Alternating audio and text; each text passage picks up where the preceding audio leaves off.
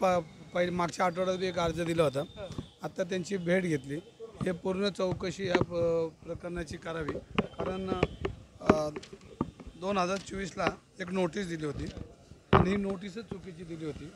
त्या नोटीसमध्ये असं म्हणलं की सुभाष लाल मोथा मुख्य ट्रस्टी आहेत की ही जागा विकायचे पूर्णपणे अधिकार आमच्याकडे राहते आणि ज्यांनी विकत घेतली त्यांनी धर्मदायची परवानगी आणायची.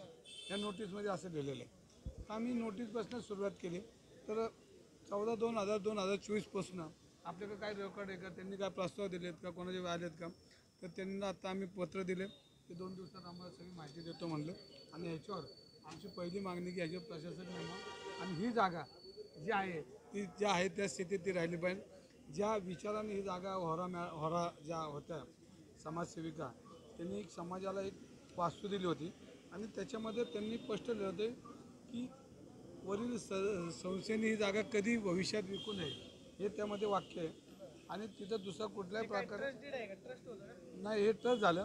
पण या ट्रस्टला ज्या मातेने ही संस्थेला जागा दिली पोहरा म्हणून, त्यांनी एक त्यांनी मुक्तारपत्र लिहून ठेवलं की समाजाला उपयोगाला ही जागा आली पाहिजे. पण त्याच्यामध्ये मधल्या काळामध्ये तिथं भाडेकरी होते, मग ते भाडेकरी गेले. ती सगळी माहिती तुम्हाला आता मी आज अहिल्यानगरला दुपारी 4 वाजता जाणार आहे, त्यावेळी या आठवड्यात सगळी माहिती मिळेल. पण त्यांनी आता आम्हाला शब्द दिला की आम्ही ही जागा विक्रीला परवानगी देणार नाही. म्हणजे पहिला त्यांनी एक मुद्दा असा केला की तुमच्याकडनं पूर्णपणे तुमचा आत्ता ह्या ठिकाणी अर्ज आला आहे आणि तुमच्या विचारात घेतल्याशिवाय, तुमचं म्हणणं घेतल्याशिवाय ते म्हणले आम्ही ही जागा देणार नाही. आता राहिला जागेवरचा विषय, तर त्या जागेवर आता काळ्यांनी टॅक्स पावती काढलेली आहे. मग बेकायदेशीर बांधकाम आहे का, कोणी ताबा घेतला आहे का, मग मुथांचा ह्याच्यामध्ये काय इंटरेस्ट आहे का, ह्या सगळ्याची चौकशी 2-3 दिवसात आम्ही करतो आहे. आज आयुक्तांना भेटणार आहे, ते आता एक अर्ज तयार करतील. आम्ही एक लढाई म्हणजे ही समाजाची लढाई, ही कुठल्या व्यक्तीची नाही, कुठल्या पक्षाची नाही, कुठल्या जातीची नाही, कुठल्या धर्माची नाही.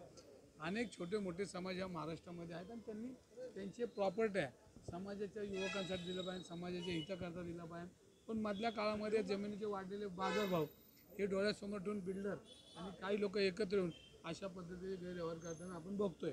तर आमचं म्हणणं आहे की हे ट्रस्टचा जो कारभार आहे याच्यामध्ये सगळ्या समाजाने डोळ्यात तेल घालून बघितलं पाहिजे. जिथं जिथं समाजामध्ये अशी काही प्रवृत्ती घुसलेली असेल तर ती बाहेर काढून त्यांचा समाजापुढं त्यांचा आरसा आणला पाहिजे. आणि जी कोर्टाची लढाई, जी काही लढाई, त्यासाठी आम्हाला कधी त्यांनी बोलवलं.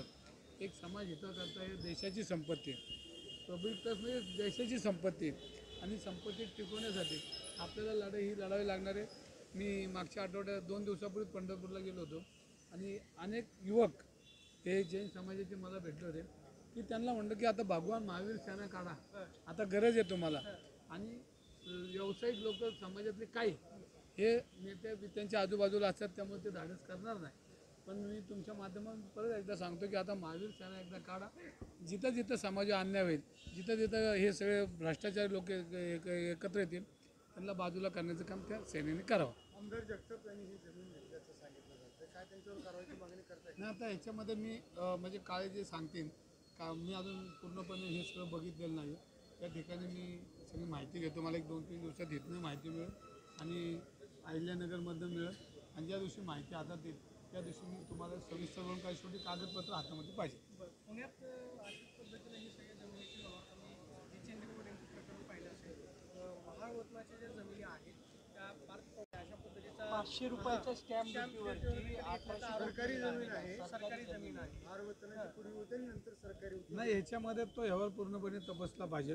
कालच मी कुठल्या तरी चॅनलमधनं ही बातमी ऐकली, मलाही बोलत होतं, पण अजूनही माझ्या हातात पूर्णपणे कागद आले नाही. पण मला अजितदादांचे चिरंजीव यांचं नाव आलं, ते काय आता लपून राहिलेलं नाही. आणि त्याच्यामध्ये दादा बी त्याच्यामध्ये लक्ष घालते असं वाटतंय. कारण जर असं जर चुकीचं केलं असेल तर दादांच्या निदर्शनाने दादा ते निर्णय घेतील. आता त्यात निर्णय नाही घेतले तर आम्ही दादाला ह्याच्यामध्ये लोकशाहीमध्ये दादांशी आम्ही चर्चा करू. परंतु जर असं झालं असेल, कारण एकच स्टॅम्प आपल्याला त्यांनी 500 रुपयाचं दिलं आहे, पण पूर्णपणे रजिस्ट्रेशन आता भेटल्यानंतर मला पूर्णपणे लक्षात येईल की 500 भरलेत का, त्याच्या अजून काय पावत्या आहेत का, त्या एकदा शोधल्या पाहिजे. कारण आपल्याला दिसताना एकच पावती दिसते 500 रुपयाची, का ती पावती कुठली भरली, कुठला स्टॅम्प दिला हे अजून पूर्णपणे सरकारी जमीन आहे अशी खरेदी घेता येते का? नाही बघा ह्याच्यामध्ये सरकारी जमीन घेता येत नाही, घेतली कशी ती जरा बघितली पण हे सगळे कागदपत्र आता आपल्याला तपासावं लागतील. आमदार साहेब मुळात अजून एक विषय आहे की अर्थमंत्री राज्याचं खरं तर अर्थ वाढवण्याचं काम अजितदादा पवारांनी केलं पाहिजे, पण त्याचा मुलगा अशा जमिनी हडप करायला लागला.